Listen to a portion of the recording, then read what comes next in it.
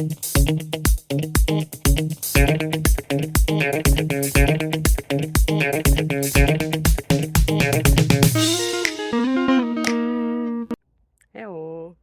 So today is sports day, so it's time to do something for us, for our body, and of course for our mind. So how about this next question?